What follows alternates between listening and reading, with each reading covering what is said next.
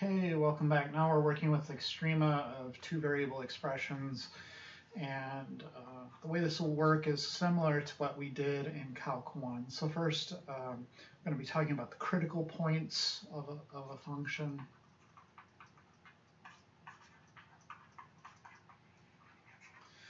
Of something like z equals f of xy.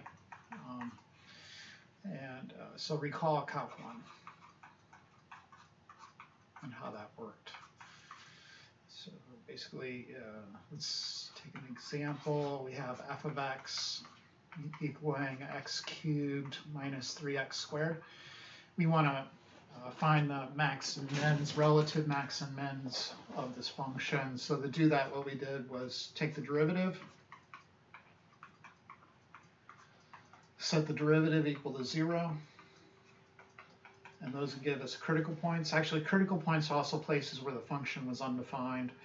But for example, the absolute value function, its derivative would not be defined at that corner right there, but there is a minimum at that point. So anyways, the only critical points here will be from where the derivative is equal to 0. So we can factor out a 3x, x minus 2. And so we get x is 0 and x minus 2 is 0, so x equals 2. And then we can plot those back into the equation if we want to know the associated y value. Geometrically, what's going on there? Let's go ahead and graph this thing.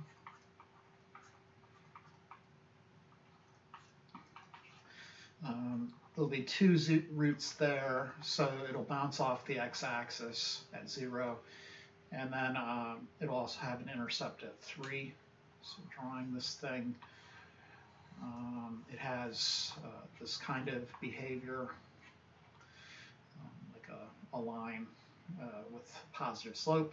So anyways, it's going to go up here, hit the x-axis, bounce off, back down, and then at 3, it'll go through the x-axis again, like this. Okay. So the 2 points that we found there for the critical numbers, those are the places where the slope of the tangent line is 0. Okay, so the slope of the tangent line there would be 0 at 0. The slope of the tangent line here, and my graph's kind of off, it's going to be at 2. Well, maybe it's not off 1, 2. Yeah, it looks okay. So these are the places where the slope is 0. And basically when you have slope 0, you'll have a hill, a top of a hill, or a bottom of a valley, right? In 3 dimensions, we kind of want to look for the same places. It's just now, instead of having a 2-dimensional picture, we have a 3-dimensional picture, and instead of having lines, we have planes. And we basically want to find where the planes are horizontal. And we can guarantee that the plane is horizontal by taking the partial derivatives and setting those equal to 0, okay? Or finding where they're also undefined. So the critical points in our new setting,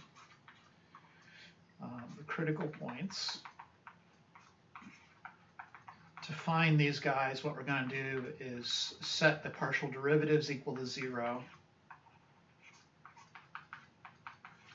and find those places, or we're going to look for where fx and or fy is undefined.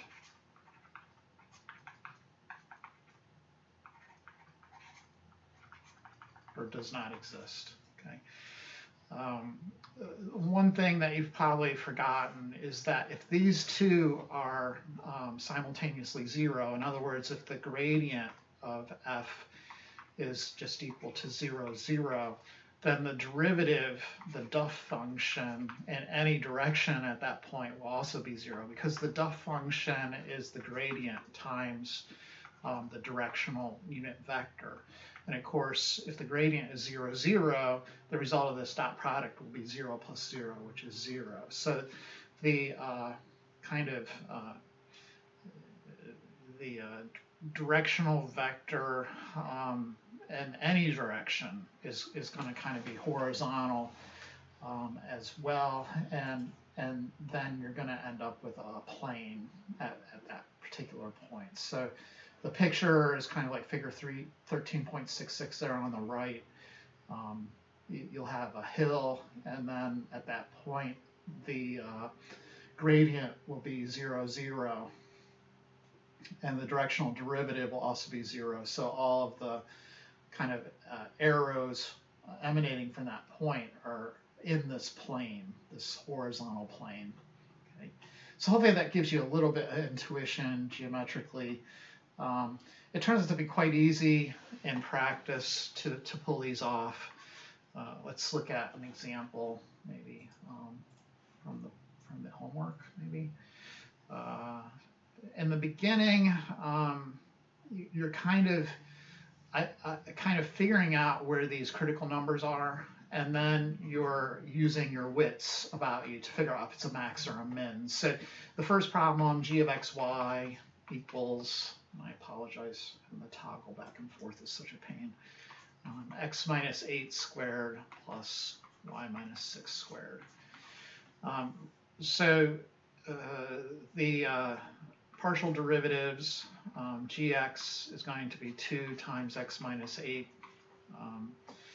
Gy is going to be 2 times y minus 6. We're going to set both equal to 0 and solve.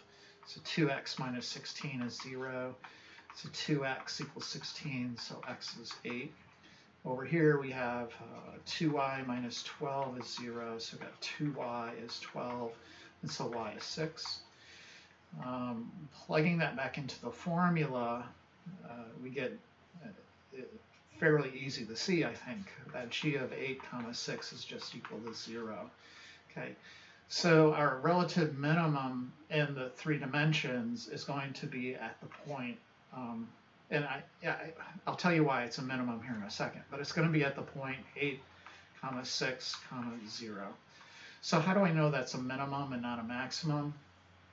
It's from looking at the form of the original equation. Eventually we're going to have kind of a systematic way of figuring this out. You don't have to do this kind of analysis, but if you look at that thing, it's the sum of 2 squares, right? If you square anything, it's going to be either 0 or something positive. So if you add 2 things of that characteristic together, you're going to get something greater than or equal to 0. So the smallest g of x could be is 0, and in fact that's what we have right here. We have the z coordinate, or g of xy, equaling 0. So this must be a minimum as opposed to a maximum. So there's only one critical number here, so that got to figure this is the only one that exists, and it's yeah. You could play the same game for these other problems. Some of them want you to like complete the square and then figure it out. So like maybe well, one thing, number 2 is always going to be greater than 1. So number 2, when you do get your partial derivatives, you'll note that x squared plus y squared plus 1 will be greater than or equal to the square root of 1, which is 1. Okay, so if you can see my answers there, my answer was 0, 0, 1, so the point there has to be a minimum again, because that's the smallest that function f of xy can be. All right. Let's just go through that problem, because I'm a little worried whether or not you can get the partials. So fx, this thing right here is f, so it's going to be 1/2 times x squared plus y squared plus 1 to the negative 1/2 times 2x. So it's going to end up being x all over square root of x squared plus y squared plus 1. And then, of course, fy is pretty much the same thing. So you'll be able to kind of identify patterns as you go through. This will just be y, right? So all over square root of x squared plus y squared plus 1. If you set these equal to 0, this thing, x squared plus y squared plus 1 equals 0. X is just equals to 0. The only way to make that 0 is if x is 0. Okay?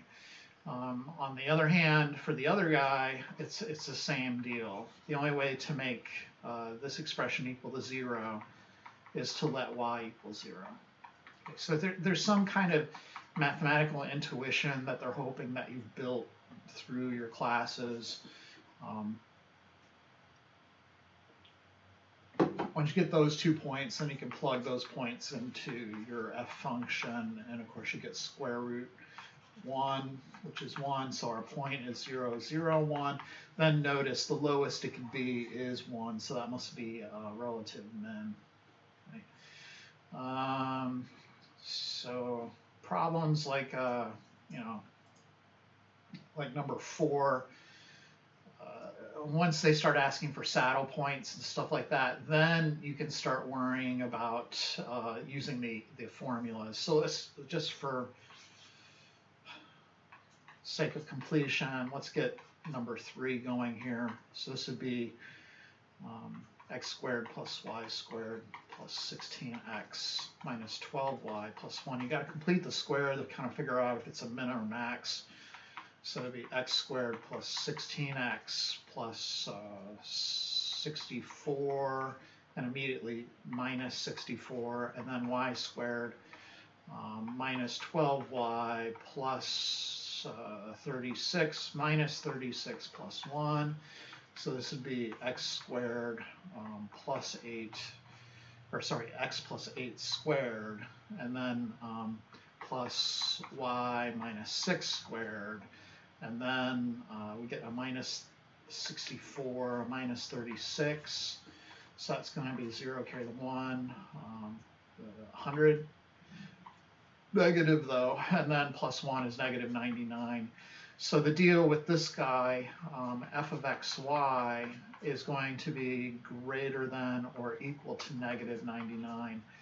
And you can see that in my answer. It's going to be a min, right? That will be the lowest f of x can be. Okay, so hopefully that helps you get through those. Once you get past that hurdle, though, it's pretty easy sailing, because what the book's going to do is give you some criteria for determining whether it's a max or a min. Okay, so you're not going to have to, unless you have a weird case where the derivatives aren't defined, like in this example.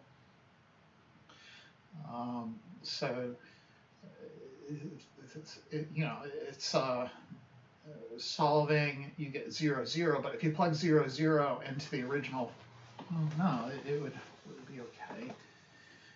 Anyways, there's a cusp at the top. So at 0, 0, these partial derivatives won't necessarily exist. Okay, so it's kind of like that case where you have an absolute value function. If you look at the picture, it has that real sharp corner there.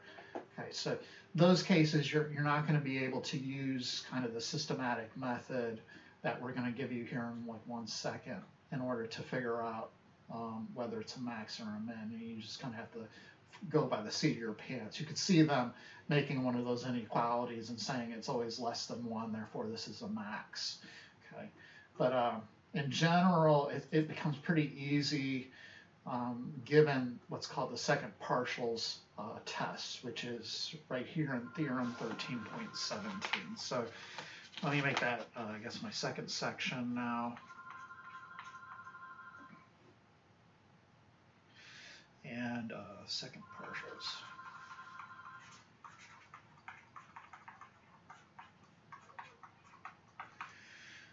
So what you're going to do is figure out your critical numbers, and then you're going to dump your critical numbers into this formula to get this d value.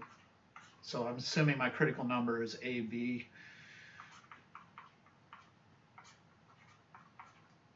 So, if okay. And then minus fxy at AB squared. It's this formula. And then depending on the d value, you'll know if you have the d value and the xx derivative, you'll know if you have a max or a min. So if d is greater than 0 and your fxx is greater than 0, then you have a min. And the way I kind of stomach it is, okay, I have a critical point, and I kind of think in terms of calc 1, right? So I have a critical point on my derivative here, and then underneath it there's this interval such that in that interval I have on the second derivative it's positive, right? So it's concave up. So in that case, if you have a critical point from the derivative, and you know it's concave up in that interval, it has to be a min. Okay, so if it's concave up, it's positive, right? So that's kind of how I think of this criteria with that fxx. So the second criteria, D, if D is greater than 0 and fxx is less than 0, then you have a max. So I kind of stomach it in this way. If I already kind of have it memorized from Calc 1, right? So if the concavity is down, that means the second derivative is negative.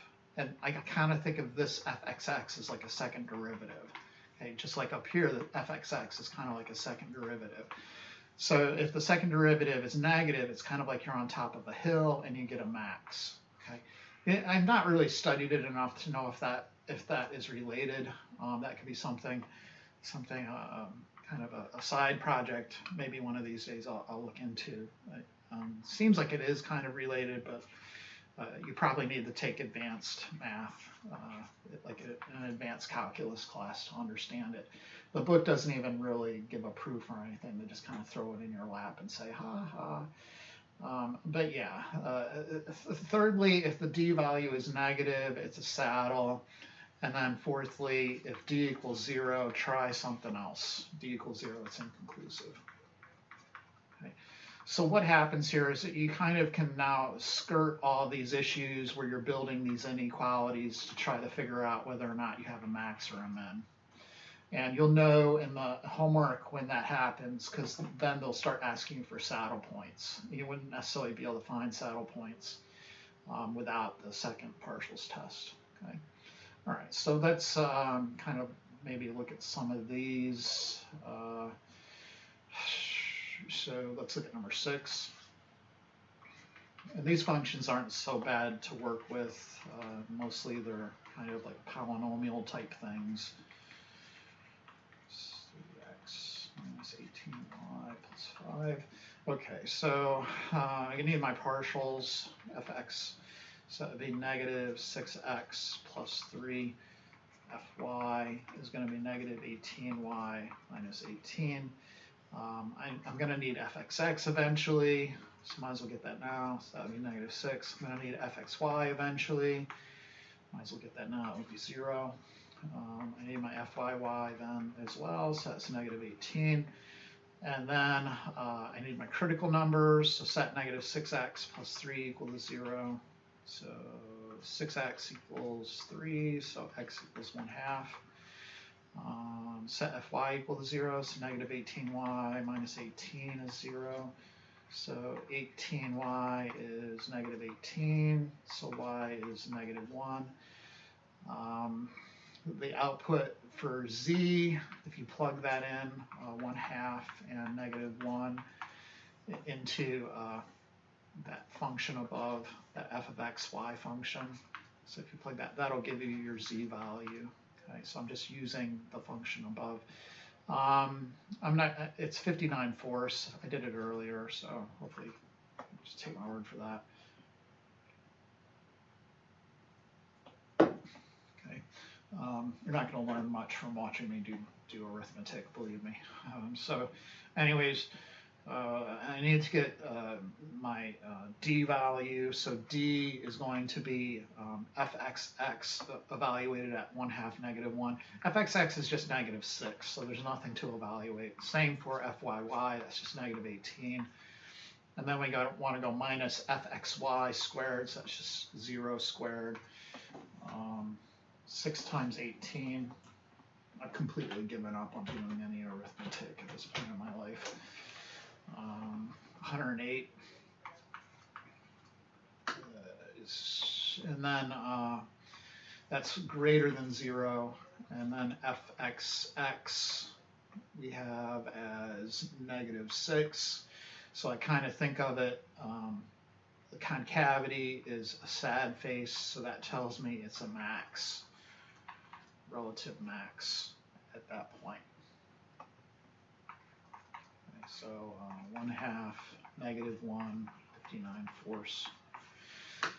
In the homework, if there's no other, you just put DNE. You can see on the right, you just put DNE.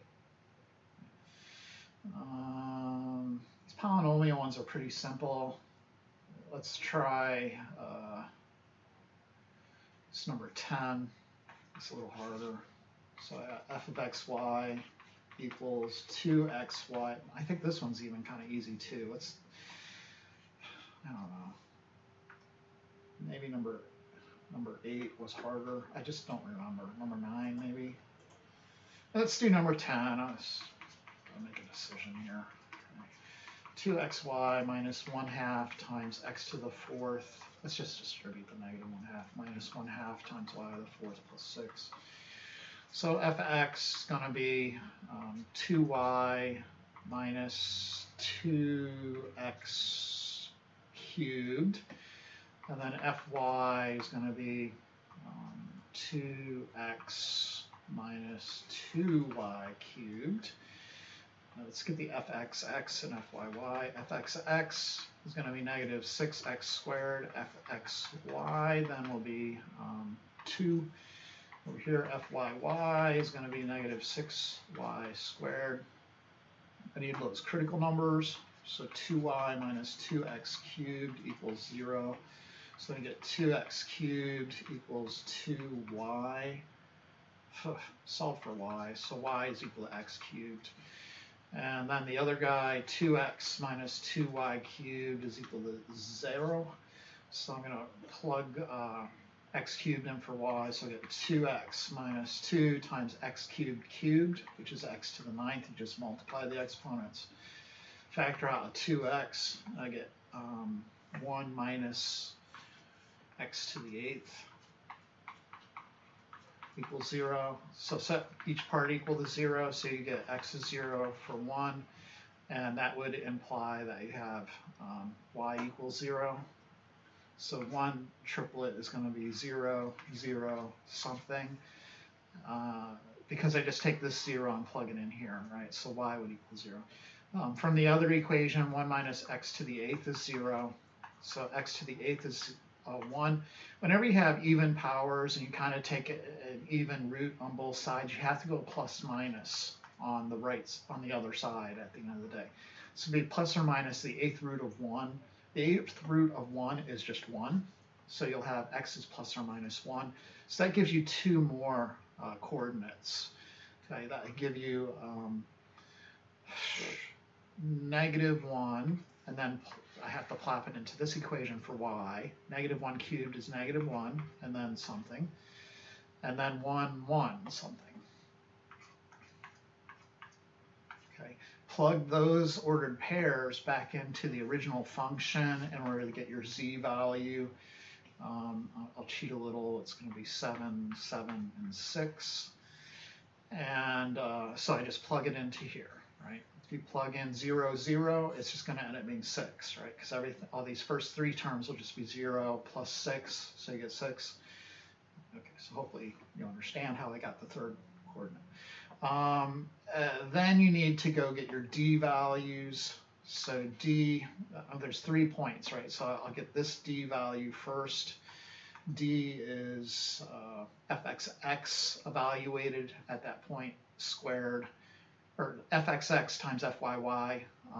If you plug in 0 for x, you're just going to get 0 for fxx. You plug in 0 for y in the second one, you just get 0 for fyy.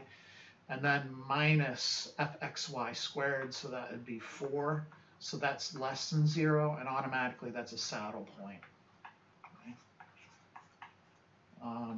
What is a saddle point? A saddle point is when you have like a Pringles type scenario going on.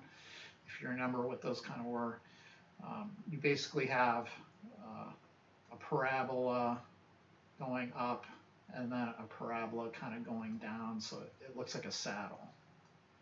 Right?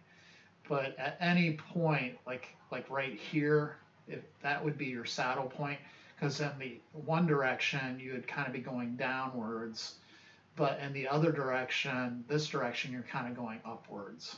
Okay, so hopefully that makes sense. It looks like a Pringle chip.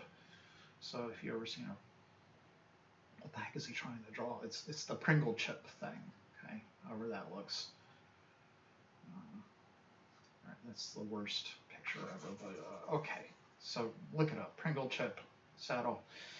All right, let's get the next guy. So the D value for that, and I'm using these formulas above. It may not be clear what I'm doing, hopefully it is. I'm plugging the particular point into those formulas. So fxx times fyy, and I'm plugging -1, -1 in for the x and in for the y. So I'd have -6 times -1 squared is just -6 for fxx. Then I need to multiply by fyy, and then of course that's just going to be -6 times 1 again. And then minus fxy squared, so that would be 4. And so I get 36 minus 4, which is 32. Okay, so that's greater than 0, so it's either a max or a min. Then I look at fxx evaluated at -1, and I get -6. So fxx in this case at -1, -1 is again -6. So that is less than 0. Okay, so the concavity you kind of think of is negative. It's a sad face, but that means it's a max. Okay.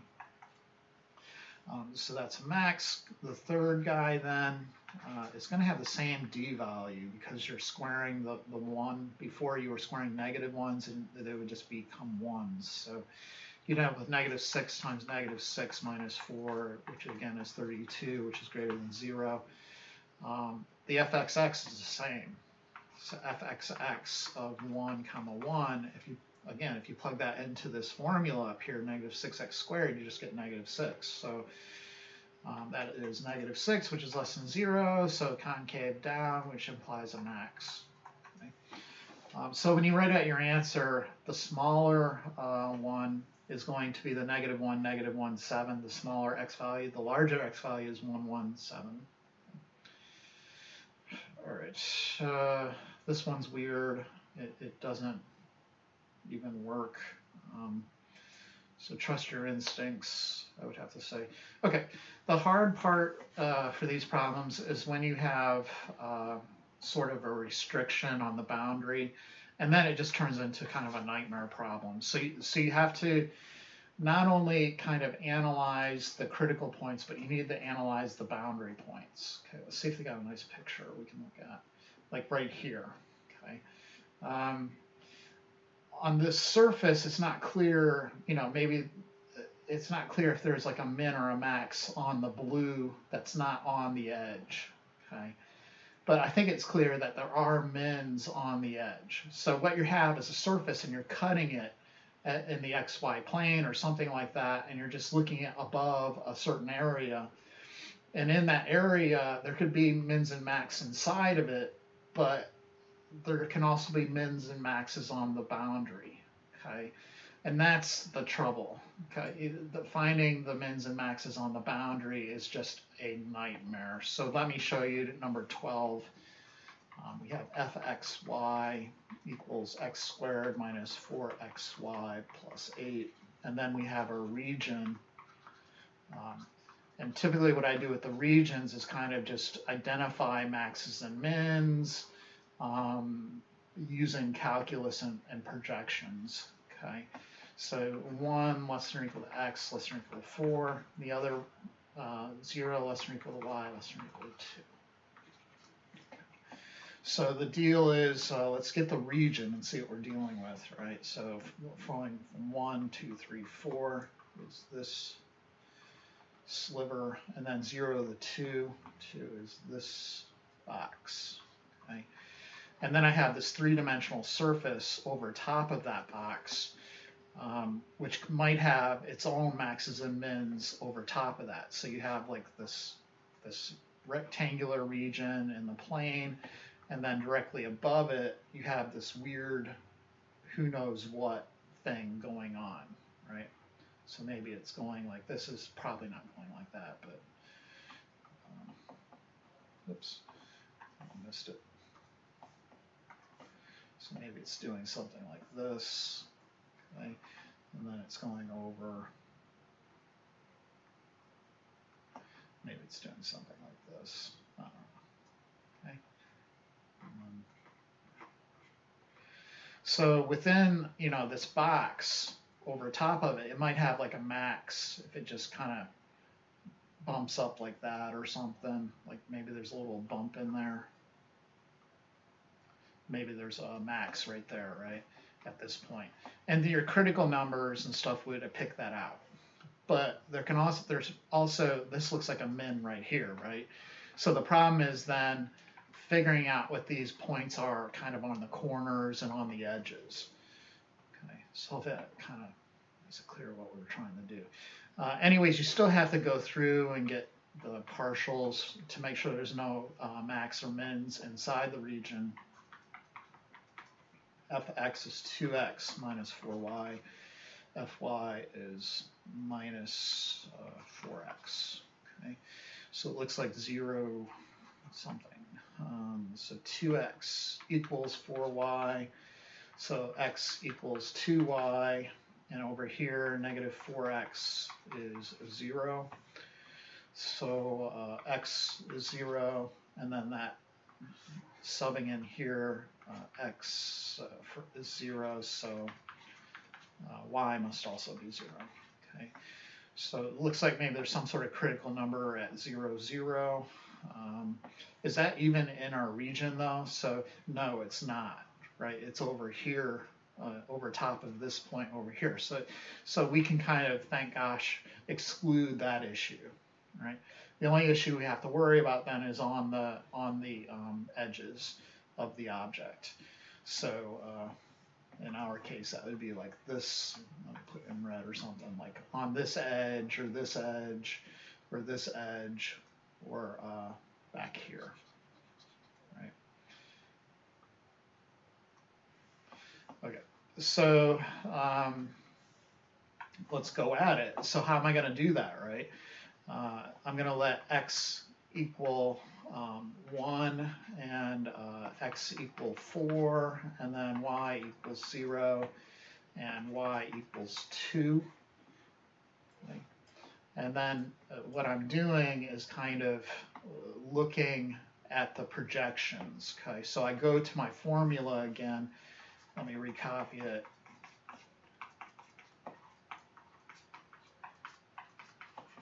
So along the edge, x equals 1, which would be this edge here.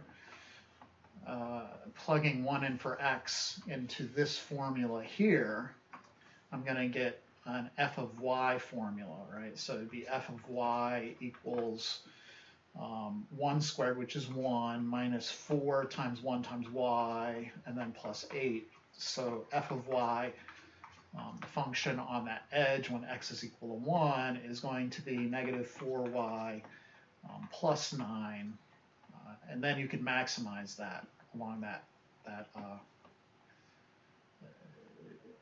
along this edge, right? So it's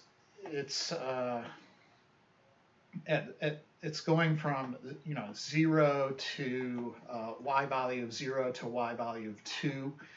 It's a negative slope, so you expect the y value at 0 to be the maximum because it's going down from there. So note f of 0 is going to be 9, and then f of 2 is going to be negative 8 plus 9, which of course is 1. So this guy on that edge would be max, and on this edge, this guy would be a min.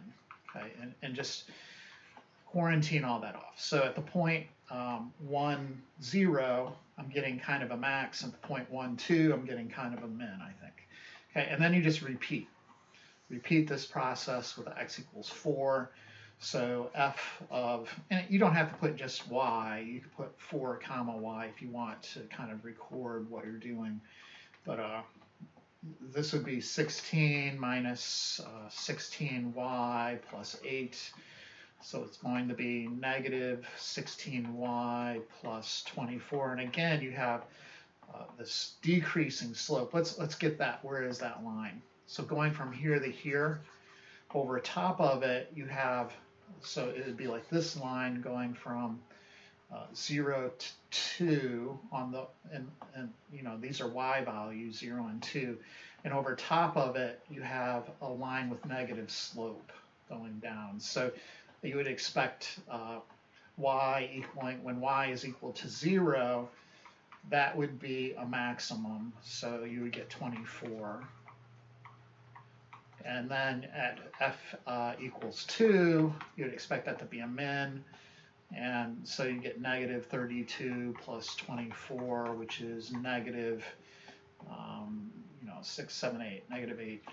Ultimately, what you'll do is kind of just go through and look for what is kind of the min of the mins and what is the max of the max, right? And those will give you your answers.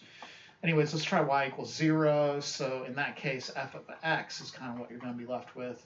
It'd be 0 squared, which is 0 minus 4 times, well, sorry, y is 0. So it'd be x squared minus 0 plus 8. This thing is then quadratic, and we're working on which side now. So I'm letting y be 0, so it's this side that I'm working on. And over top of that, then there's this parabola, okay, so from 1 to 4. We got to maximize this thing on that particular interval, right?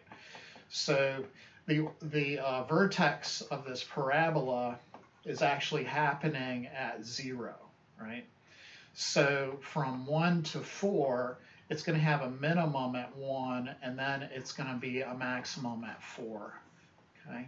So when you plug in 1, you'll get a minimum value. That will be 1 plus 8, which is 9. And then at x equals 4, you'll get a maximum value, which will be 16 plus 8, which will be 24. Let's look at y equals 2 then. So over top of this guy, f of x, it'll probably be another parabola, right? So it'd be x squared minus 8x plus 8. I kind of want to figure out where the vertex is so I can play that game, hopefully with just identifying the left as the min and the right as the max. That don't always work, okay? Sorry. I think in the last problem there in the homework, it doesn't work that way. You kind of have to pick out the vertex in the middle of the scenario. But anyways, this guy, you can identify the vertex h equals negative b, so negative 8 all over 2 times a, which is 4, and then where are we, right, on the picture? So going from 1 to 4, the vertex is at 4, so it's concave up. So it looks like this time the max is at 1 and the min will be at 4. So f of 1 will be 1 minus 8 plus 8, which will be 1, which is my max. And then my min will be at 4. And there's probably some redundancy here, right? So this is the point 4, 2, whatever. And you also get that point 4, 2 is right here, okay? So you get some redundancy happening. There's probably a way to clean that up, but now this does the job. So 16 minus 24 plus 8, so 4 times 8 is actually 32, right? Okay, so that's going to be negative 16 plus 8, which of course is negative 8, just like we got before. All right, so then you go through and look at all the different maxes and mins. So this is a min, and take the min of all the mins. Okay, so here's 1 min, negative 1, negative 8, 9, and negative 8. So it looks like the min is going to happen at 4, 2, negative 8, but there's another one over there at, well, that's the same one. That's still 4, 2, negative 8 on the right there. Okay, so this is my min. For maxes, I think it was a 24. So here's a max, 9, 24. There's 24 again. So yeah, the 24, the 1, 0, or rather 4, 0. Right, 4, 0, 24 is going to be my max. Okay, let's make sure I'm right. mistakes. Yeah. 4, 0, 24, and then 4, 2, negative 8 for the men. 4, 2, negative 8 for the men. Okay. It seemed like for number 13, I got multiple, more answers than what they wanted, and there's more weirdness with kind of their, this line here, the y equals negative x. Basically, for that value, every value on there was a min. You're going to have to think a little bit about that to kind of finagle the answer, but hopefully, just seeing my answer hopefully will get you there. Okay. All right. So let's call it quits there for this video. And thank you. I didn't give you the video quiz, did I? Oh. So let's make the video quiz. Which one didn't I do? Let's do that one I was going to do, but decided not to. This is number 9. Okay, so number 9 is our video quiz for the day. Let me mark that down in the notes.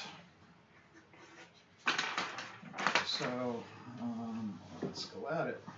So h of xy is x squared plus y squared to the 1/3 plus 9.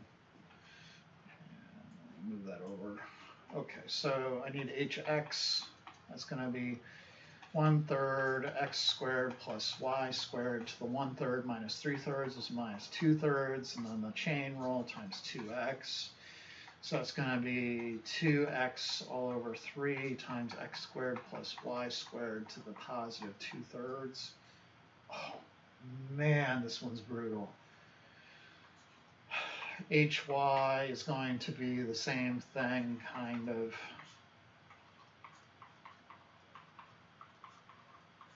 Except with a y up top, right? All right, I need hxx. hxx, low d high minus high d low. So low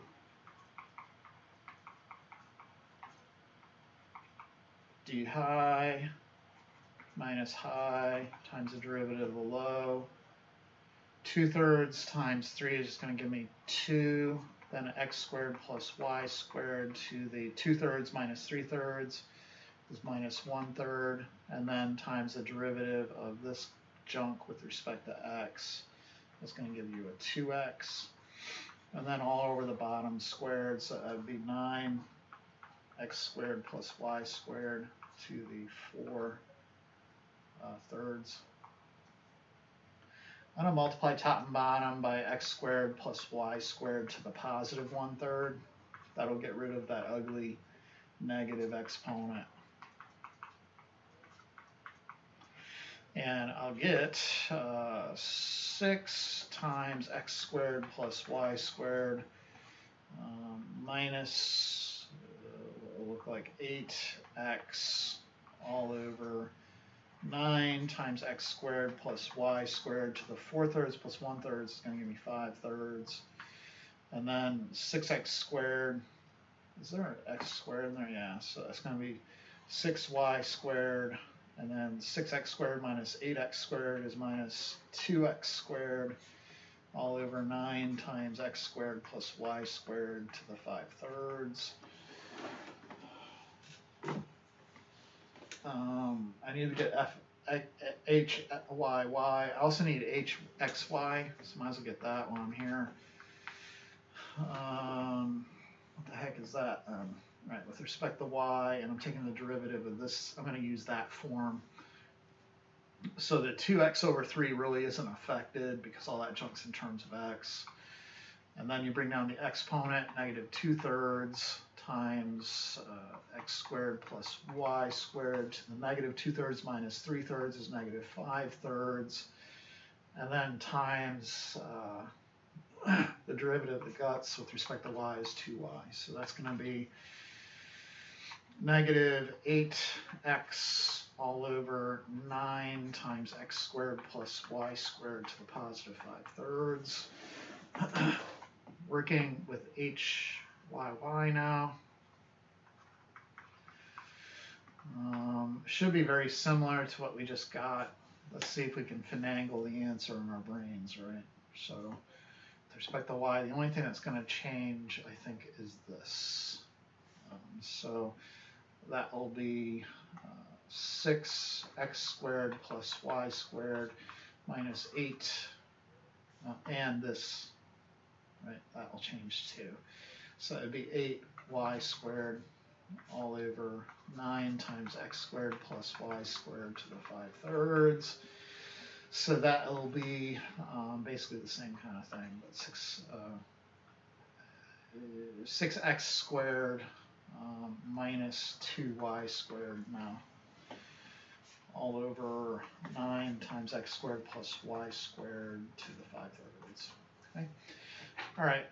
Set the partials equal to 0 back here.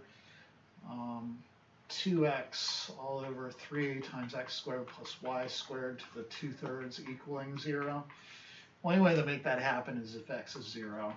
And then likewise for h sub y, the only way to make that equal to 0 is to let y equal 0. Okay, so those are critical values. Clearly that's an issue, because then the thing ain't going to be defined. Looking back at hxy, I probably didn't even need to go through this mess then. There's only one real critical number.